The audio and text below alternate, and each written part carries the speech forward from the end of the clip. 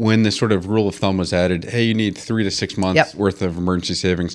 That's helpful, but that was also really put into place in a time where it was a lot more time to get your hands on your actual money. Whereas now, hey, you can hop on an app, reach your bank.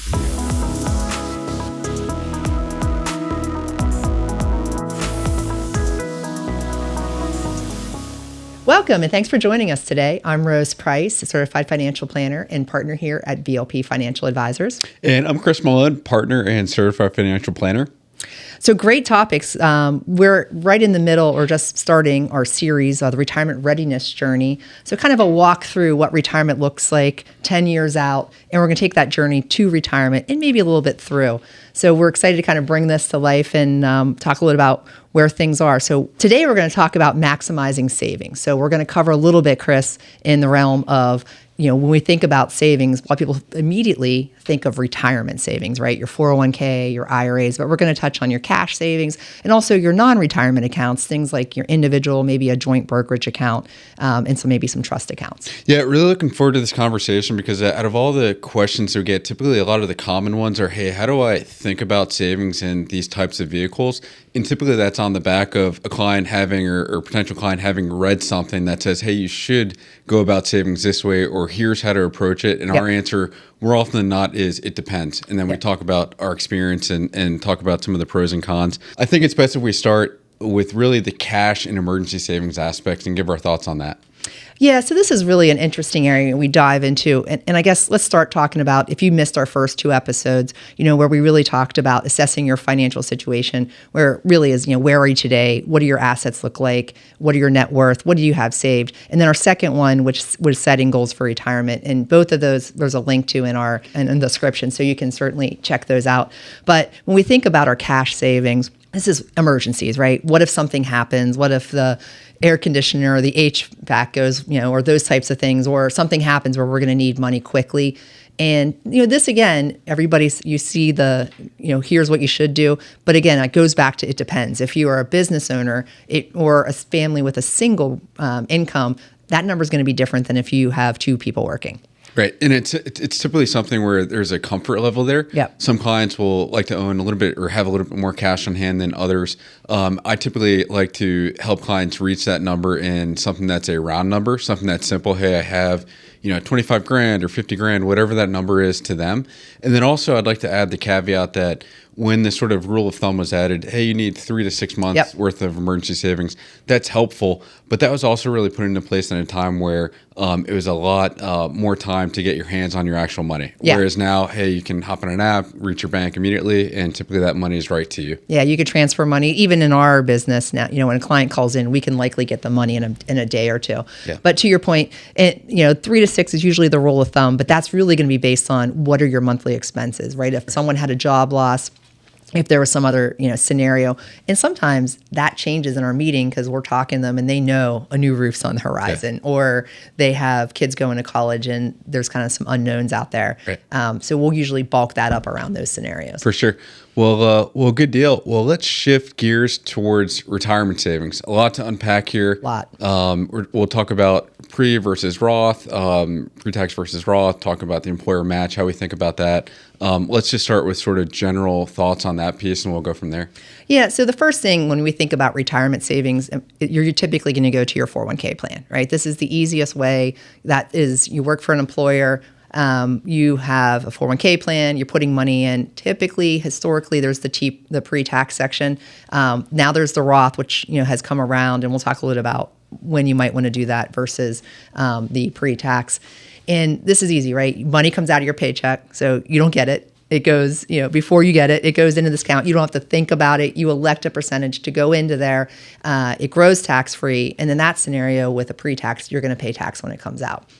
When we think about that piece, there's a couple things that come into play. What does your employer match, right? If your employer matches 100% up to the first 3 or 50% of 6, whatever that number looks like, we typically want to be getting that full employer match. For sure. Why leave any sort of money on the table whatsoever? At least that match, hey, you know what? I'm not leaving any sort of raise out there or anything like that. You get the benefit of that. Typically also the line in the sand that we shoot for over time is saving at least 10% of your pre-tax income for retirement. Mm-hmm. Whenever we meet with participants, we typically say, hey, hey, shoot for that number. If you can't get there this year, at least work up to that over time. Yeah, and this is where the employer match can really come in. A lot of times it's 10 to 15% we're looking at. And again, this really goes back to understanding your situation. There's no perfect number for everybody. You're going to get generalizations. If you search this on the internet, you're going to get all kinds of, numbers. Yep. But it all comes back to understanding what you're putting in, what the company is matching, and really thinking about how that is going to change over time and what that's going to look like for your goals and retirement picture. Yep. And of course, with this sort of notion of 401k plans being the main savings tool and being easy, we've seen more and more plans add a Roth option as one of their deferral options. Yep. Let's talk about how you think about pre-tax versus Roth and some of the planning, implications around that. Yeah, so let's back up. So the pre-tax, you put money in, it reduces your taxable income, it grows tax-free, you pay the tax when it comes out. In the Roth example, you put money in, it does not decrease your taxable income. So you're going to pay tax on that money now. It's going to grow tax-free, just like the regular pre-tax, but the difference is there's no taxation on the other end. So this has a lot of implications if you think about time of value of money, when you have compounding interest. If you start early and you can do this Roth, this can really work in your favor. It can also work for you later. Don't get me wrong, but you're going to get a lot more compound interest over time and compound earnings by doing that in that early stage. And a lot of times when we're having these conversations with clients, it comes back to how, what does your tax picture look like? Are you in a lower tax bracket? So you paying the tax now at a lower tax bracket versus you might be in a higher tax bracket later. That's typically the conversation. I would say that's shifted a little bit in years to come, because if you're going to be working for a company for, or working for 40 years, and this is your one of your mechanisms to save money, by having that bucket that's all pre-tax, what we're finding is clients are retiring and they're not in a different tax bracket because they have this massive bucket of assets that are now going to be taxable income. So really, we're having more conversations around balancing the two, finding, hey, what works on your tax bill now, but also gives us options later. And Chris, maybe you can talk a little bit about what's changed on the Secure Act that's going to go in effect for those making $150,000 or more starting January 1. Sure. So if we think about maximizing retirement savings, if you're over age 50, once you hit the pre-tax maximum, which is about $24,000 in 2026, now the IRS under Secure Act says if you hit that and you're now effectively contributing your catch-up contributions, those catch-up contributions will need to be Roth or after-tax contributions if you make over $150,000 in the prior year. Had to be from the same employer too, which is a very interesting caveat, but again, a lot to unpack. So that's essentially forcing that individual's hand. Hey, if you want to save pre-tax, you can get the deduction up until that point, and then anything above and beyond the standard deduction, you're going to need to make after-tax deductions. I would say also too, in my experience, I've seen the same thing where all of a sudden, we're looking at tax rates, looking at the debt deficit, looking at the recent rule that was put into place where you have to deplete pre-tax retirement accounts over 10 years.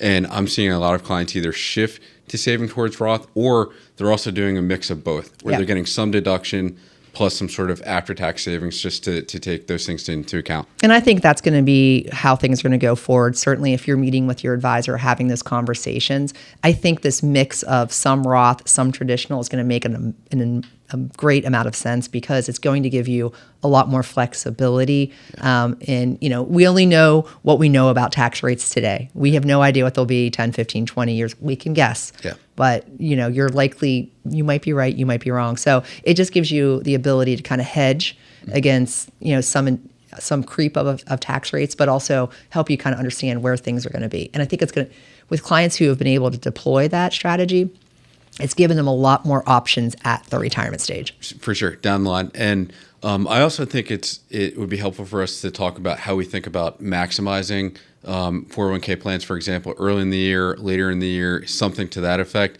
In my experience, I tend to find whatever fits best for that client's cash flow, that tends to make sense.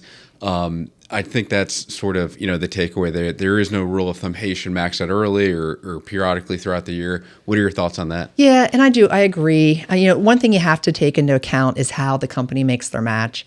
if the match ends when you stop making contributions and it's only up to a certain portion of your salary. So let's back up. If you make $100,000, for example, and you're putting in 10%, the company only matches up to 4, right? If you put in 10%, they say stop at 4. But if you max out by June, that contribution does not continue. Right. So if you had done 5 and got the 4%, you would have got the 4% the entire year.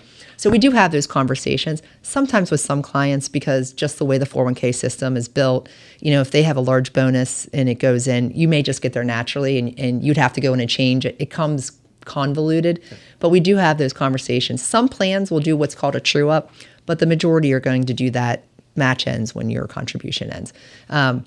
But again, I agree, it's kind of looking at all that and saying what fits best for you, because a lot of times we have clients who have bills that come later in the year and they want to have that higher cash flow.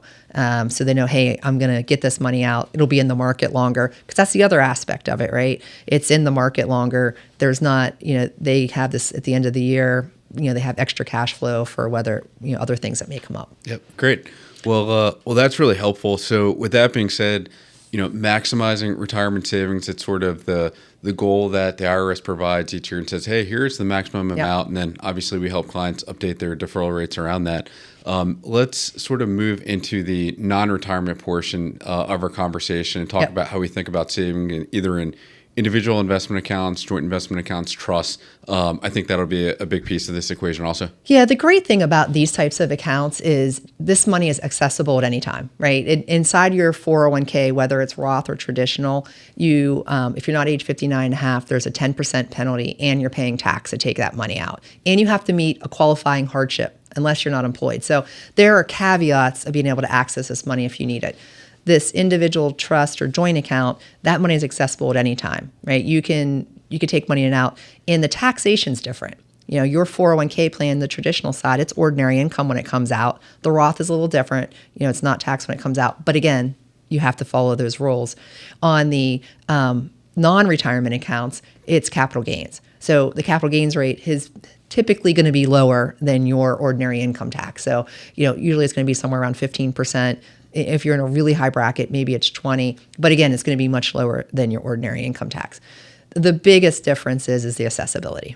And that really comes into play when you do have things that come up, or it gives clients other options to make decisions. More flexibility, like we were talking about with the Roth piece, which is really important. I also find this to be a topic that comes up when clients tend to have enough money in emergency savings. They've already maximized their retirement savings account, and they come to us and say, hey, what else can I be doing? Having a lot of cash that's sort of building up over time. And we say, hey, this is a great option. That's a no-brainer. To that effect, then the follow-on question of that is, well, how much do I actually save in this type of account? Let's talk about stories and sort of our narrative around that. And it really goes back to our the podcast we did just before this in this series is really about what are your goals, right? If you understand where you are, what your goals are, and then we can kind of back into what should be the amount you're saving in these different buckets. What should you be saving in potentially Roth, traditional, IRA, and then these non-retirement accounts. In our kind of standard thought process is if we say you're maxing out your 401k, split between Roth and traditional, getting the company match, you've got enough in your emergency savings, and we know we need to put an extra $20,000 a year into this other account to meet all the goals we want to meet. That's great. That's kind of our bare line. That's our standard, right? Anything above that, we say that you can spend that, right? Because if we're doing this and that, we have our goals outlined, and you're going to revisit this because sometimes goals change. We know that, but at least after that, if you kind of have that framework, you know what the expectation is, how much you need to save each year to get to where you want to go, and then it gives clients freedom to say, I can spend this other money. I can enjoy it. Right. And I think that's the big thing that comes out when we're having that conversation with clients and doing that planning piece is giving them that peace of mind that I am on track. And when you revisit this, it's easy to see, hey, how are we doing? We were planning to save X. We're actually doing better. Or hey, maybe the market hasn't helped us out here. But that's really kind of the approach we tend to see with clients that really helps them move the needle and emotionally allows them to spend money without as much guilt. Sure. And you think about that demographic where they have the emergency savings, they have the maximized retirement savings. They tend to be type A, and it's just helping them figure out that number, you see a big sense of relief. It's almost freeing of, hey, I finally know that I'm on track and I can feel good about spending, this money, and I'm not undersaving or oversaving or something, something in between. So I would say I've had the same experience. Yeah, and I think the other thing that we talk about with clients is we can automate this just like your 401k, right? This can be a scenario where if the goal is you're putting an extra $1,500 a month into that non-retirement investment account, we could pick the date of the month and it comes out automatically. So it gets that mindset of ease, right? I always tell the story when I'm talking to clients. I'm like, if I give my husband $300 to go out in cash, and he'll come home with zero. He'll spend $300. If I give him $200, he'll spend $200. Spend $200. So it's all about, if I give him less and I took the $100 and I put it in savings, we'd have that $100. Otherwise, it's probably not coming back. Out of sight, out of mind. Yeah, for sure. Yep. Good deal. Well, let's talk about some of the scenarios that we've seen come up over the years. Obviously, if life was in a vacuum, everybody would have these figures and goals, and they could easily hit all these. But we know that there's a lot of moving parts to life, and things come up along the way. So let's talk about some of these different scenarios. Yeah, and we're really, this part of the podcast, we're going to take this journey through retirement. We're really talking about 10 years out. So we're usually around age 55, and a lot of things that we see pop up is potentially college. So you're trying to balance paying for, if you have children, a child in college potentially. Aging parents has been a big one, so we'll talk a little bit about that. And in some instances, this is a scenario where we'll see clients, taking a career break. Maybe they've been in this company, they've been in a high-powered job, and they're like, I just want to slow things down. So let's start really with aging parents. This is one that we see a lot. And sometimes, because they have aging parents, maybe sometimes it's a financial support scenario, and sometimes it's just time, right? They're giving up their time. They have to help with certain things, which also means maybe they're not, they're taking time off from work. Sure. So under that scenario, we tend to build in certain placeholders, depending on the family that we're helping. If it is a financial commitment that's sort of out of pocket and your career trajectory stays the same, we'll actually build that into our Money Guide Pro software, and we'll have that as a separate goal. Again, that software is really built to say, hey, if it's on your mind, we want to allocate toward it and plan for it. That's a common scenario where it's something more, along the lines of supporting them financially. From a time perspective, that tends to be where there's even more moving parts because of the unknown financially. But then, hey, your income may go down, you're not able to work as much. And then it's a matter of, well, at these sort of reduced savings rates, are you still able to meet your goals? Or are there potentially some adjustments that need to be made with some of these other factors? Yeah, exactly. And so aging parent, that one's a tough one. Any long-term care scenario or support, that's challenging. College is a little different because we typically know this is a 4-year requirement, they're going to get through. You have an idea once they pick a college what that expense is going to look like. But there are, and maybe you've saved in a 529 or you've done the prepaid tuition. You've done something to set aside. But again, there might be a scenario where there's more out of pocket. So that's going to affect potential of the savings position. So again, as you talked about, we put that as a placeholder. We talk about, do we have a bucket or a strategy to fund that, or where is it coming from? Yep. As far as career breaks go, I've seen this modeled, different ways over the years. I think that, we can allocate towards some sort of out of pocket or out of portfolio, goal in our software. I also think this is sort of more evidence of the importance of saving in a non-retirement account. Yes. Because that's going to give you, as we talked about, more flexibility to, actually tap into those funds for that period that you're not, bringing home an active income. Yeah. And the non-retirement, again, the beauty of the retirement account is it still grows tax-free. So if you're tapping that, you're losing that tax-free growth, whether it's Roth or traditional. Under this non-retirement account scenario, again, you pay a little bit of tax, but you're in the lower bracket. So that's something that we definitely talk about. And then certainly on the career break scenario, it's are we completely not working? How much time are we taking off? All these things will come into play, and all these strategies can be different. I have a client who they got a severance, which is great. So they're kind of lining up, do I go back do I look for something and go back to work after my severance ends? Or do I want to take extra time with the family? And, how is that out of pocket? And what does that look like on the tax picture? So a lot of things to unpack there. And how long is the break? What's the new, are you going to shift careers, which we've done a podcast on, kind of the mini retirement, aspect of it. And that certainly, we spend a lot more time talking about what's the new normal going to look like. And we've seen a lot of clients in that 55 to 65 range really go, I've been running hard for 20, 25 years, and I want to run a little slower. Right. I want to enjoy time with maybe my aging parents or my kids, and do, or even take a different passion. Sure. And in our outline, we have an interesting note. What if my spouse is not on the same page as me? Yeah. That is something that I think is obviously at some points an uncomfortable conversation, Yeah. but a completely necessary conversation because everybody has a different sort of relationship with money, depending on their upbringing and their experiences over the years. And this is something where communication is so key to say, hey, here's how you think about money. Here's how you think about money, and we'll have these sort of group conversations together, because unless we facilitate them, a lot of times they're not being had.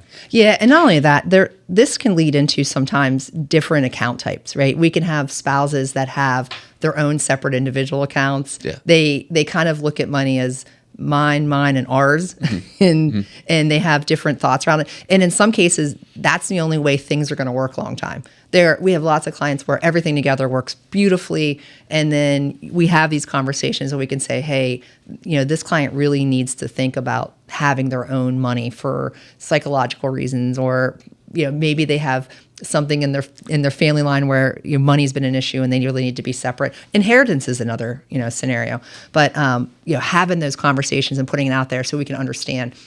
It's really important for this spouse to have this, and it's really, this spouse doesn't care about it, but it's important to one, so we got to think about it in the picture. So that's also a big thing. I also, when we talk about, one thing I want to touch on about in the career break also is healthcare. That is a massive piece we have to think about, certainly because with Obamacare, the ACA, Affordable Care Act, is if are you going to be able to get any deductions? Are you going to qualify for them? Will you have access to COBRA? Some cases you will. Most of the time you will, some you won't. But that is a big cost that we typically have to factor in, depending on how long a break would be, that we can really see change the perspective of the planning piece. Sure. It's really, in most cases, a hard pill to swallow. Yeah. And it, I've seen that come up in multiple instances where somebody's thinking about either kind of going below an hour threshold or something to that effect, where they would lose their coverage, and they see the numbers. And they say, hey, you know what? It's just not worth doing it at that point. I've also had scenarios where they do think that it is something that they still want to go through with. We set money aside.